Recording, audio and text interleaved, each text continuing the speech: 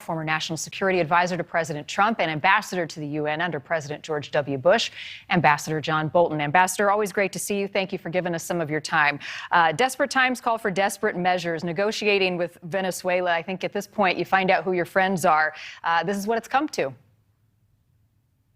Well, I think it's reprehensible on the part of the Biden administration, not only dealing with Venezuela as a potential alternative source of the oil that we now will not purchase from Russia, but dealing with Iran and hastening what they've been trying to do for over a year now, get back into the Iran nuclear deal so that they can release the sanctions on Iran and buy Iranian oil to the dismay of Israel and our Arab allies. I think both of these are signs that the administration did not think through the consequences of its actions, both in the energy sector sanctions, but more generally, they didn't think about what they would need to do to minimize, to mitigate the domestic ramifications of the economic actions they've taken. Is it a sign of desperation?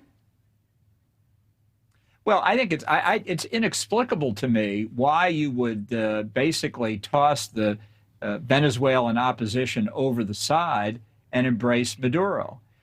He's going to lie about what he's going to do in terms of negotiating with the opposition and fair elections or whatever else they've asked him. It's true they've gotten these 2 American prisoners released. That's not something we should applaud Maduro for. That's simply behaving like you're civilized. And I think we could probably spend a long time on what's wrong with the Iran nuclear deal.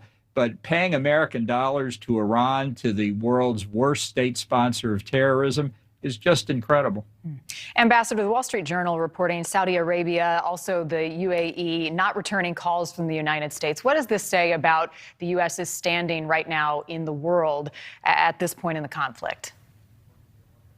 Well, I think the Biden administration, for all that they have tried to portray themselves as the pros from Dover when it comes to international diplomacy, have made enormous mistakes.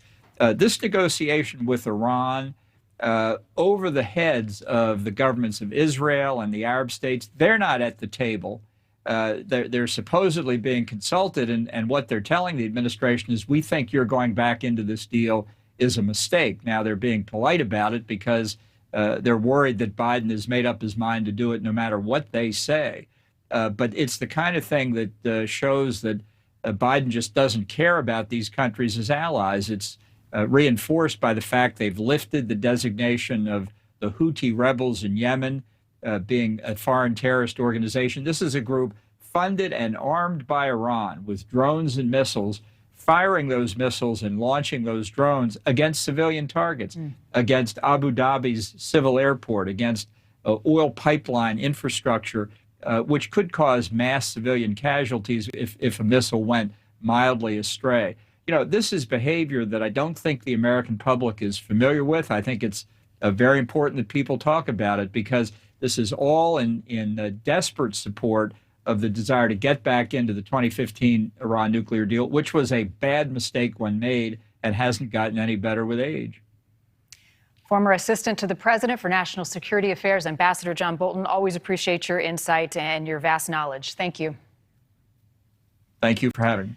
Thank you for watching. Click the red subscribe button below so you can get more of NewsNation's fact-driven, unbiased coverage.